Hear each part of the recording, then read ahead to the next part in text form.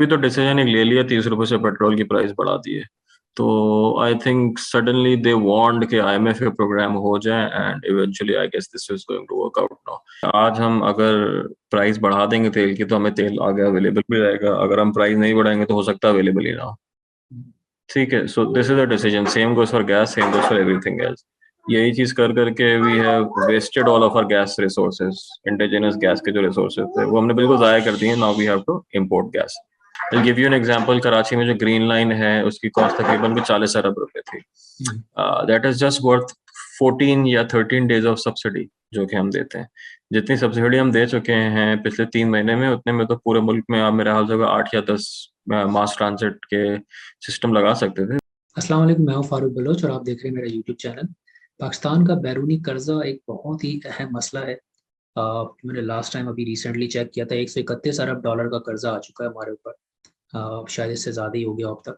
सो ये जो हमारा बैरूनी कर्जा है ये इसलिए इतना बड़ा मसला है कि हर 4-5 साल में हमारी जो मईशत है वो उस दौराए पे खड़ी होती है जहां हम इन कर्ज़ों की अदायगियाँ नहीं कर पा रहे होते, क्योंकि हमारी कुछ पॉलिसी इस तरह से रही है कि हमारे जो मुल्क में डॉलर आते हैं वो कम होते हैं और जो मुल्क से डॉलर जाते हैं बाहर वो ज़्यादा होते हैं।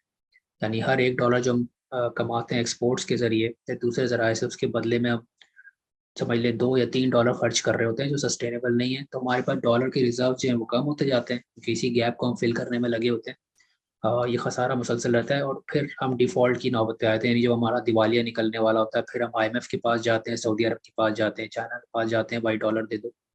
क्योंकि फिर अगर हम ऐसा नहीं करें और डिफ़ॉल्ट कर जाएं तो क्योंकि हमने पिछले कर्ज़ों की अदायगियाँ नहीं की तो फ्यूचर में कोई कर्ज़ा देगा नहीं, ये बहुत महंगा देगा। और उसमें फिर इकॉनमी को नॉर्मल होने में कई साल लग सकते हैं। और सबसे बड़ा जो इसका बेसिकली झटका लगेगा इकॉनमी को ये कि हम इम्पोर्ट्स नहीं कर पाएंगे क्योंकि हमारे पास डॉलर्स नहीं होंगे। तो कोई हमें कर्जा भी नहीं दे रहा होगा डॉलर में, तो पाकिस्तानी रुपीस छाप के तो हम खरीद नहीं सकते ऑयल को, जो कि बहुत ही ज़रूरी है हमारी इकॉनमी के लिए। श्रीलंका में डिफ़ॉल्ट हुआ, लोगों ने देख ली झलकियाँ कि कितना बुरा हो सकता है। तो ये एक बहुत बड़ा रिस्क होता है। और आज की वीडियो में हम बात करेंगे किस तरह से जो हमारा जो एनर्जी इंपोर्ट्स हैं वो हमारा एक्सटर्नल अकाउंट पे प्रेशर डालती हैं, या हमारी जो इंपोर्ट बिल है उसका बहुत बड़ा हिस्सा है एनर्जी की जो इंपोर्ट्स हैं।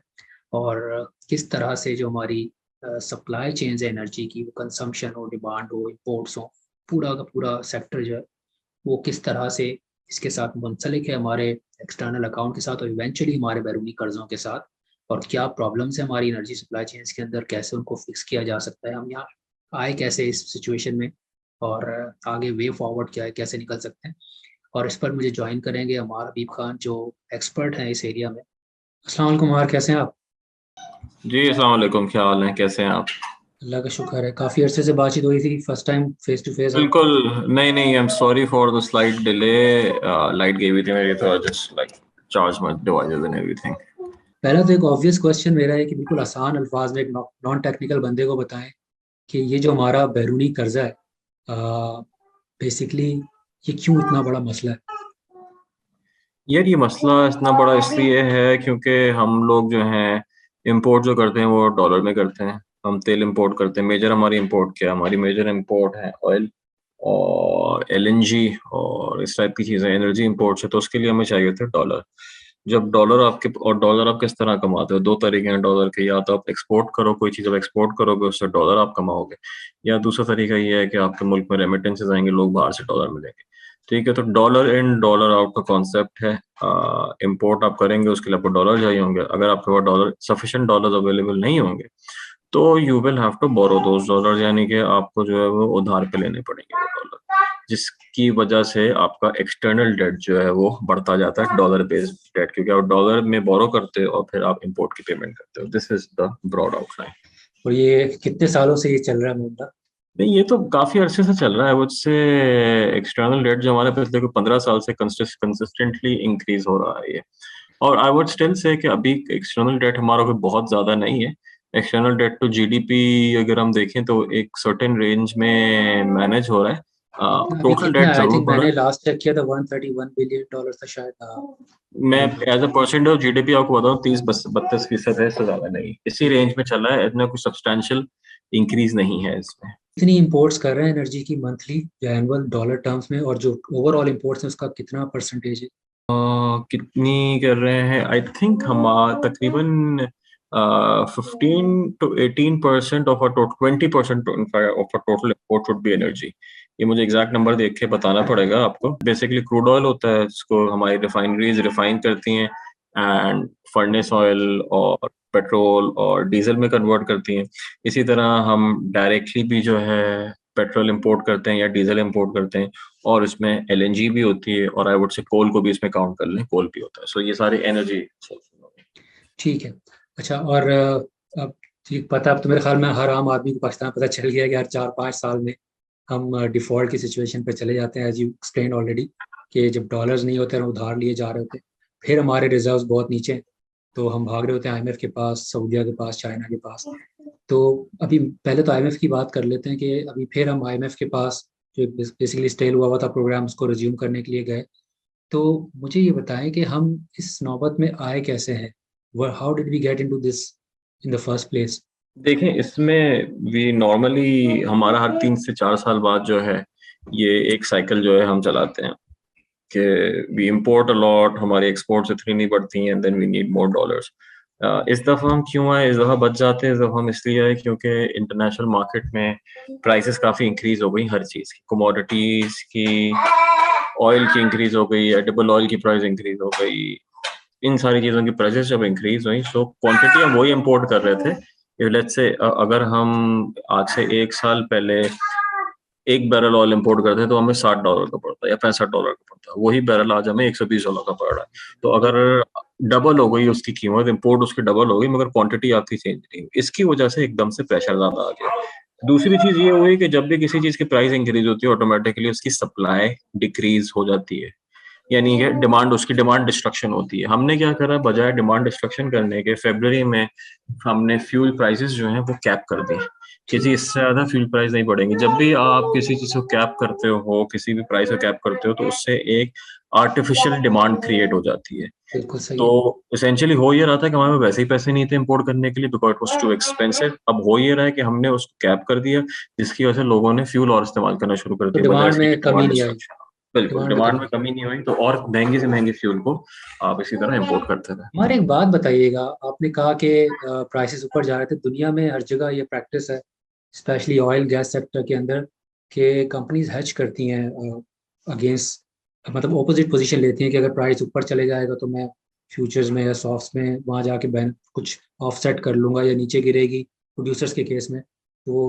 अगेंस्ट वो उधर जाके अप साइड पे जो है पोजीशन ले लेता है कि ठीक है, ऑपोजिट पोजीशन ले लेता है कि वहां से ऑफसेट हो जाएगा। क्या पाकिस्तान ने कभी हेज किया है डॉलर को या ऑयल या गैस के? नहीं, पाकिस्तान ने हेज नहीं करने की कोशिश करी है। आज से साल डेढ़ पहले इसकी बात हुई थी, मगर हमारा ब्यूरोक्रेसी जो है इतना कॉम्प्लिकेटेड प्रोसेस है कि जब तक वो डिसीजन लिया जाता है इट्स टू लेट। तो इसमें you have to be very quick in these hedging decisions. आपको दिन के हिसाब से लेने होते हैं। ट्रेडिंग शॉप्स पूरी होती हैं, कमोडिटी ट्रेडर जितने बड़े हैं, दे हैव एक्सटेंसिव टीम्स जो कि सिर्फ यही काम कर रही होती हैं। हाँ, तो क्या we do not have that capacity. Pakistan में क्या ऐसे लोग नहीं है जिनमें ये सलाहियत हो? नहीं, ऐसे और लोग इतना जरूर हैं। हमने देख लिया, ऑयल का शौक हम कभी भी बर्दाश्त नहीं कर पाते, तो क्यों नहीं हम इस तरफ जा रहे कि कुछ तो शायद ऑफसेट कर ऐसे पाएंगे? लोग जरूर हैं, मगर गवर्नमेंट लेवल पे या ब्यूरोक्रेसी लेवल पे कैपेसिटी नहीं है कि ऐसे लोगों को एब्जॉर्ब कर सके। वही वाली बात है कि आपने, let's say, trade can go either वे। आपने $60 पे हेज कर लिया कि जी $60 में ट्रेड बाय कर लूंगा, हो सकता है तेल नीचे चला जाए। In all your good intention आपने बाय कर लिया, तेल जो है $40 का हो गया। ठीक है, अगले दिन नैब आपके घर पे आ जाएगी और हाँ, बोलेगी कि नया यार ये बजट। क्या करा आपने। ठीक है, तो I mean part business decision होता है। तो हेजिंग इसी तरह होती है, hedge can go either way. ठीक सही है, बात। बट अगर if the hedge goes wrong and that means you have to end up in jail, तो फिर किसको किसने काटा है कि वो इस टाइप के काम करेगा। ठीक है। अच्छा, अभी जब हम आईएमएफ के पास जा रहे हैं तो आपका, मैं एक वीडियो देख रहा था उजायर के साथ, आपने कहा पुराना घिसा पिटा स्क्रिप्ट है, वही स्टेटमेंट्स हैं, वही वर्ड्स हैं। पहले तो मुझे बताएं, क्या वाकई कोई इस दफा ऐसी अनयूजुअल चीज नहीं है, वही पुरानी चीजें हैं, या फिर समझते हैं कि नहीं, there something different this time? तो मुझे बताइएगा आईएमएफ डिमांड क्या कर रहा है, स्पेशली देखिए, फॉर। इसमें unusual, there is nothing unusual. मैंने उसमें भी यही बोला था कि this is a decision making crisis, this is not an economic crisis. Decision making crisis से मुराद ये है कि कोई डिसीजन नहीं ले रहा। एक दफा अगर डिसीजन ले लें तो ये क्राइसिस रिजॉल्व हो जाएगी। It's as simple as that. अगर फरवरी में फ्यूल प्राइस कैप नहीं की जाती तो ये क्राइसिस पे हम अभी नहीं होते। तो ओनली लेकिन वो तो डिफरेंस इज चले, के ये हुकूमत तो चली गई, अब नई हुकूमत दिस आ इज गई, अ अब क्यों नहीं हो पा रहा? डिसीजन मेकिंग क्राइसिस है ना, they not able to take a decision, कोई डिसीजन नहीं ले पा रहे हैं। तो इस तरह बहुत से तो ये प्रोग्राम आगे नहीं बढ़ेगा। और उस हिसाब से फिर अगर हम इसी सिचुएशन में रहे, अभी शायद सऊदीया ने $3 अरब की कोई हेल्प कर दी, बट कब तक, कितना दूर है हम डिफॉल्ट से, कितना टाइम और डिफॉल्ट चलाएं? देखिए नहीं होता डिफॉल्ट। आजकल हो ये रहा है कि default, the word default is being throne around very casually. उतनी ठीक वो है। आसान चीज नहीं होती, तो बहुत सारे ऑप्शंस आपके पास होते हैं। You don't default like this. What do we नहीं, मीन बट बाय रिस्क तो है डिफॉल्ट इन द हमारा। फर्स्ट अभी प्लेस? ब्लूमबर्ग की रिपोर्ट आई थी कि 5 कंट्रीज जहाँ पे एलिवेटेड डेट लेवल और राइजिंग बॉन्ड यील्ड्स ने डिफॉल्ट का रिस्क क्रिएट किया, पाकिस्तान में जमंग है, तो ये रिस्क तो है। नहीं, वो तो रिस्क है, वो रिस्क हमेशा से रहा है। That's what I am saying. 2011-12 में you were in a much worse position. European debt crisis चल रही थी, यील्ड्स आपकी बढ़ी हुई थी, CDS was insane, oil was at $140 and you had just recovered from global financial crisis से recovery चल रही थी। इट वाज ट्रेमेंडस, जिसे कहते हैं ना, issues at that point in time. 2013 में भी ऐसे था, 17 was pretty bad as well, 98 99 में भी हमने जब डिफॉल्ट करा था, that was more of a selective default because globally sanctions लग गया था आपके ऊपर। ठीक है। तो again you know these things are manageable. इसका तरीका सिंपली ये है कि आपने फ्यूल की प्राइस बढ़ानी है, फ्यूल की प्राइस जब बढ़ाएंगे IMF will give you the approval for the programme. Programme approval आ जाएगा तो बाकी जितने मल्टीलैटरल्स हैं they are also going to agree, सऊदीया, चाइना, जो भी हैं वो सब भी आ जाएंगे, and you will eventually have stability over a period of next 3 to 4 weeks. तो ये अगेन बताएं। इसमें कोई अनोखी चीज नहीं है जो कि पहले नहीं हुई भी, दिस इज एंटायरली पॉसिबल। अच्छा, इस सब्सिडी का बताएं। क्या ये, पहली बात तो ऑब्वियसली में नजर आ रहा है कि इस government is losing by not withdrawing the subsidy, लेकिन क्या ये subsidy in the first place ill plan तो नहीं है? मतलब क्या इसका कोई फायदा भी हो रहा है This was इकोनॉमी में, horribly लेकिन planned. This is not just ill planned. There was no planned at all. This was like, I would say this was more of a poison pill than explain anything करें इसको। else. मेरा इससे मुराद ये है कि देखें, जब आप सब्सिडी देते हैं ना तेल पे, you are benefiting those who use fuel the most, यानी कि बड़ी गाड़ी वाला, एसयूवी, बिजनेसेस, इन सबको बेनिफिट ज्यादा होता है। इफ द ऑब्जेक्टिव वाज कि यार आम आदमी को या द वल्नरेबल जो लोग हैं उनको बेनिफिट हो, उनको सबसे कम बेनिफिट हो रहा है। अगर मैं अपनी गाड़ी लेकर इस्लामाबाद से कराची ड्राइव करता हूँ तो the government is essentially giving me 20,000 rupees for free, subsidise कर रही है मेरे ट्रैवल को। ठीक है, which could be use to maybe subsidise 5 different families. ठीक है, तो इस तरह डायरेक्टेड सब्सिडीज आर मोर, या directed targeted subsidies are more impactful than just blanket fuel subsidies. ठीक है। अच्छा, इसके अलावा और कोई डिमांड्स हैं, स्पेशली पर्टेनिंग पावर सेक्टर? पास में हम देखते रहे हैं बिजली की भी कीमतें बढ़वाई गई हैं, गैस की भी बढ़वाई गई हैं। क्या सिर्फ इसी के ऊपर बात अटकी हुई है, और भी कुछ रिफॉर्म्स हैं जो, जहाँ पे डिसीजन मेकिंग नहीं हो पा रही? आज हम अगर प्राइस बढ़ा देंगे तेल की तो हमें तेल आगे अवेलेबल भी रहेगा, अगर हम प्राइस नहीं बढ़ाएंगे तो हो सकता है अवेलेबल ही ना हो। ठीक है, so this is a decision, same goes for gas, same goes for everything else. यही चीज कर करके we have wasted all of our gas resources. Indigenous gas के जो रिसोर्सेज थे वो हमने बिल्कुल जाया कर दिए। Now we have to import gas. कोई और हमारे पास ऑप्शन है जहाँ हम अपनी जो इम्पोर्टेड एनर्जी है उस पे एनएसआर कम कर सके? कोई और देखिए, अल्टरनेटिव है? These are long term things. ठीक है, 3 साल 5 साल का प्लान होते हैं। शॉर्ट टर्म में आप ये नहीं कर सकते। ठीक है, लॉन्ग टर्म में कर सकते। लॉन्ग टर्म में आप क्या कर सकते हैं, इवेंचुअली जो इम्पोर्टेड कोल पे जो प्लांट्स हैं वो आप लोकल कोल पे शिफ्ट करें। ठीक है, वो आहिस्ता आहिस्ता हो रहे हैं, वो 2 से 3 साल का प्रोसेस होता है। इसी तरह हाँ, जो आपके क्या कहते हैं पब्लिक ट्रांजिट सिस्टम्स जो हैं उनको और ज़्यादा बढ़ाएं, उनको और ज़्यादा इनकरेज किया जाए। I give you an example, Karachi में जो ग्रीन लाइन है उसकी कॉस्ट तकरीबन 40 अरब रुपए थी। हम्म। दैट इज जस्ट वर्थ 14 या 13 डेज ऑफ सब्सिडी जो कि हम देते हैं। जितनी सब्सिडी हम दे चुके हैं पिछले 3 महीने में, उतने में तो पूरे मुल्क में आप मेरे हाल से 8 या 10 मास ट्रांजिट के सिस्टम लगा सकते थे, और विच वो कुड हैव सही सही सेव्ड तबके फ्यूल। को बेनिफिट देता, जो नहीं, कमजोर वो तबका। सबको बेनिफिट देता, आपके ओवरऑल पब्लिक इंफ्रास्ट्रक्चर इंप्रूव होता, लोगों की मोबिलिटी इंप्रूव होती, तो उसके बेतहाशा बेनिफिट होते। तो जितना पैसा हमने लिटरली बहा दिया है इसमें fuel subsidies में, that could have been used to establish mass transit over a period of 3 years, yeah, I would say even 2 years.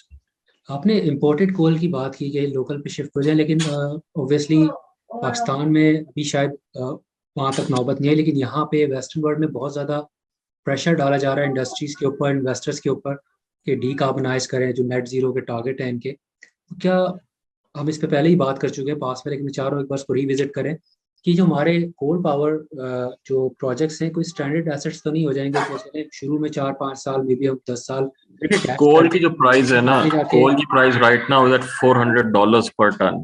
ठीक है, आज से ये 1.5 साल पहले $80 पर टन थे। यानी कि there is more demand for coal than there is supply for कोल।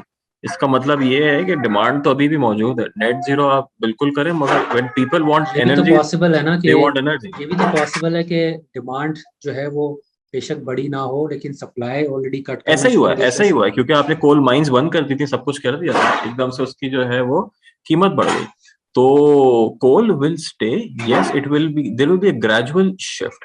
अब आप पाकिस्तान से ये नहीं कह सकते कि यार आप बिल्कुल कोयले से हट जाओ। Again coal is a very cheap fuel, और जिस स्टेज ऑफ डेवलपमेंट पाकिस्तान है, इट विल नीड कोल, और स्पेशली लोकल कोल की तो रिक्वायरमेंट होगी। द पॉइंट हियर इज कि we need to reduce reliance on someone bailing us out every 3 years। ठीक है, यस। 2017 में चाइना ने बेल आउट करा, 13 में अमेरिका ने बेल आउट करा, ठीक है, 8 में किसी और ने बेल आउट करा। तो इस टाइप की जो चीजें हैं ना, we need to stop with this tendency of having someone else bail us out.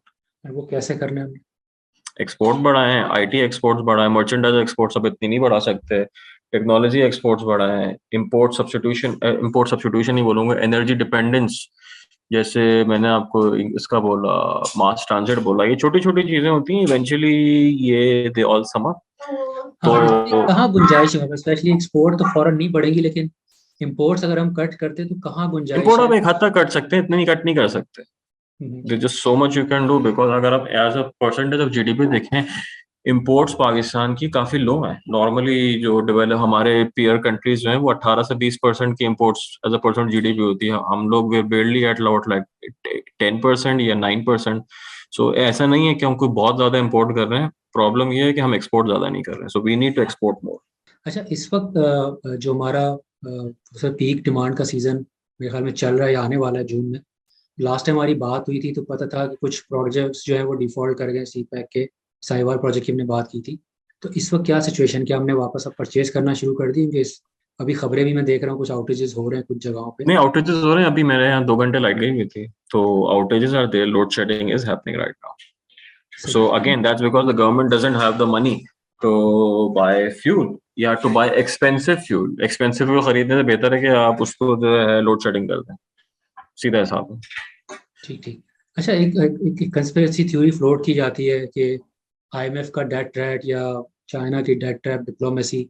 What is your take on that as an economist? Are these playing, specially IMF, जो देखिए economic debt hitman trap play क्या, कर रहा है, या you ये हमारी नाअहली है कि हम फंसे हुए इसमें? आप खुद ट्रैप में फंसना चाह रहे हो, तो that is your problem, not their problem. अगर आपकी पॉलिसी ऐसी है कि you get back into that position every 3 years, so that is your problem. वो कोई आपको जबरदस्ती थोड़ी कह रहा है कि मेरे पास आओ।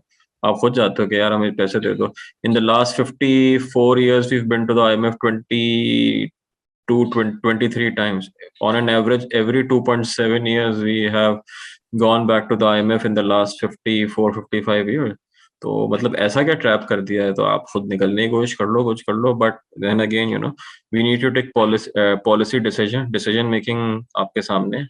मुझे एक चीज़ बताएं कि अगर पाकिस्तान की जो इकोनॉमी है वो ऐसा इतनी उसमें अभी जान नहीं है, तो उसकी जो रेटिंग्स है वो इतनी अच्छी नहीं है, कोई प्राइवेट सेक्टर का इन्वेस्टर यहाँ नहीं आना चाह रहा, तो ये इदारे बार बार हमें क्यों बेल आउट कर रहे हैं, बावजूद इसके देखिए कि हम प्रोमिस मल्टीलेटरल नहीं का पूरे काम ही यही करते? होता है। मतलब बीच फिनिश में हम अपनी हाँ रिफॉर्म्स हाँ। नहीं कर रहे होते, हम डिलीवर नहीं करते आईएमएफ पे। हर दफा ये होता है, वो कहते हैं हम प्राइवेटाइजेशन करेंगे, हम एनर्जी सर्कुलर डेट भी नहीं चलाएंगे, सब कुछ करेंगे, हम नहीं करते, वो फिर भी बेल आउट कर देते। इवेंचुअली हमारा जो कर्जा है वही बढ़ता जा रहा है, लेकिन साइकिल रिपीट हो रही है। तो क्या ऐसा नहीं कि कुछ उनकी तरफ से, लाइक, आप कह लें कि लग रहा है कुछ ज्यादा फ्लेक्सिबिलिटी है, ऐसा क्यों है? देखें उनका तो काम ही यही है ना, this is why these institutions exist. IMF solely exists, the purpose of IMF is to provide funding during such crisis, during balance of payment crisis। Infrastructure development काम नहीं है, वो वर्ल्ड बैंक का काम है। आईएमएफ का काम solely ये है कि to provide support in terms of balance of payment crisis, और वो ये कर रहा है, दुनिया ने उसको मैंडेट दिया हुआ, लेट्स से वो नहीं कर रहा है। एक दिन आएगा वो नहीं करेगा, फिर आप बोलेंगे कि यार उसने नहीं करा, वो हमसे नफरत करते हैं, वो हमारे मुस्लिम होने पे, मुसलमान होने पे जो है वो बातें करते हैं। तो आई मीन वो तो लोगों को तो बातें करनी है, वो तो बातें करेंगे। मुतबादिल है हमारे पास आईएमएफ सिस्टम के अलावा, कोई मुतबादिल है अपने आप को बेहतर नहीं, करने का? मुतबादल की तो इसमें बात ही नहीं। यू हैव टू रिफॉर्म, आपने पॉलिसी डिसीजंस लेने, आपने एक इकोनॉमी का एक स्ट्रक्चर लेके चलना है कि यार एक्सपोर्ट ओरिएंटेड हमने काम करना है। I will give you an example. एक चीज होती है कि जी हमारा सेविंग्स रेट बहुत लो है। भाई सेविंग्स रेट क्यों लो है हमारा? सेविंग्स रेट हमारा लो नहीं, हम तो काफी सेव करते हैं, मगर नेशनल अकाउंट्स में नहीं आता। नेशनल अकाउंट में इसलिए नहीं आता कि जो भी अमाउंट सेव करते हैं वो या तो आप किसी प्लॉट में डाल देते हैं, या आप सोना खरीद लेते हैं, या कोई नॉन प्रोडक्टिव काम कर लेते हैं। यही आपका इन्वेस्टमेंट अगर एक्सपोर्ट ओरिएंटेड इंडस्ट्री में हो, एक्सपोर्ट साइड पर हो, तो you can do wonders. But the policy is such के प्लॉट्स और रियल स्टेट और इस टाइप की नॉन प्रोडक्टिव एरियाज को अगर सपोर्ट किया जाए तो there isn't much that can be done. कोई केसेस हैं हमारे सामने तारीख से जहाँ पे इसी तरह के क्राइसिस से वो गुजरे हों और आईएमएफ के प्रोग्राम में आके उन्होंने रिफॉर्म्स की हों, फिर बाहर आ गए और साउथ दोबारा ना कोरिया, जाए? मलेशिया, आफ्टर एशियन क्राइसिस के बाद 97 98 में बहुत सारे जितने भी ममालिक हैं, Indonesia, they all went into the IMF, और उसके बाद फिर ये नहीं कि they just reform themself. India India भी आखिरी मर्तबा आईएमएफ मेरा था 92 93 में गया था, and they did not go back to it after it. कोई बहुत अनोखी चीज नहीं है हम्म। वी जो हम कर रहे हैं, कोई इसमें कोई बहुत अनोखा काम नहीं है। दुनिया पहले कर चुकी है, उससे आगे बढ़ चुकी है। We just fail to realise कि वी नॉट दैट इम्पोर्टेंट, और हमें खुद कुछ करना पड़ेगा। ठीक है। अच्छा ये बताएं कि इस वक्त जो ज़ाहिर है सियासी सूरत हाल में नज़र आ रही है, कोई डायरेक्शन नहीं है, कोई पॉलिसी मेकिंग नहीं है, लेकिन इस वक्त इकॉनमी को बहुत ही इंपॉर्टेंट डिसीजन मेकिंग की ज़रूरत है, क्विक मेजर्स लेने हैं, और अगर ऐसा नहीं करते तो ऑब्वियसली जो हमारी सिचुएशन एक्सटर्नल अकाउंट की वो तो और बिगड़ती जाएगी। तो whether they go for early election या फिर डिले करे और एक साल है, उस सूरत में आपको क्या लगता है how is it going to affect the external account situation?